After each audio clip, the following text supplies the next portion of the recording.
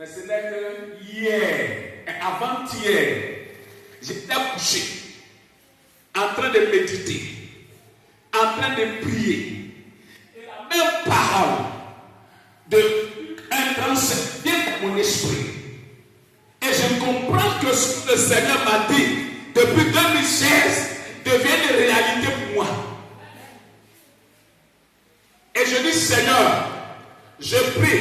Et aujourd'hui, de la manière, rien n'a été impossible.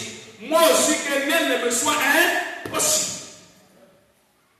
Mais si tu dépends de l'esprit, parce que rien n'était impossible si tu ne dépends pas, si tu dépends de l'esprit. Mais si tu ne dépends pas de lui, tu iras d'échec en échec.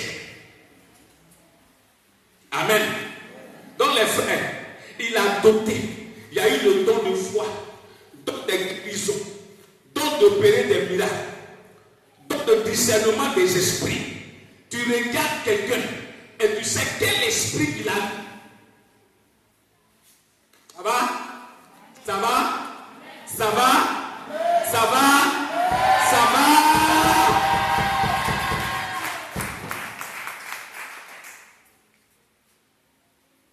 Il dit le don de parole de connaissance et le don de sagesse.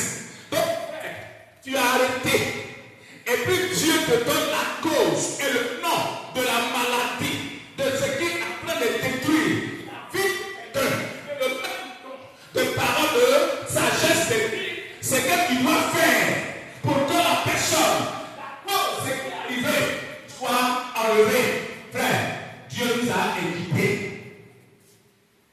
Est-ce que tu m'entends bien? Est-ce que tu m'entends bien? Est-ce que tu m'entends bien? Et nous a équipés, mais nous faisons quoi? Aujourd'hui, on ne voit plus ces choses dans nos vies. Parce que quand on vient à l'église, les chrétiens que nous sommes, on ne connaît même pas le don que j'ai. Le don que le Saint-Esprit manifeste par moi, tu ne connais pas. Parce que quoi? On s'en fout du Saint-Esprit. On n'est plus lié au Saint-Esprit. Frère, les miracles ne sont pas seulement pour les pasteurs, non. La Bible déclare dans le livre de Marc 16, le verset 17, et dit voici les miracles qui accompagneront ceux qui auront cru. Tu m'entends bien? Donc, je vais te dire une chose. Ça, c'était le Seigneur Jésus. Donc, pour cela que beaucoup disent que ça, c'était au nom de Jésus. C'est Jésus qui opérait ces miracles. C'est Jésus qui guérissait. Donc, aujourd'hui, Jésus n'est plus là. Alors, frère, il faut se contenter de la médecine.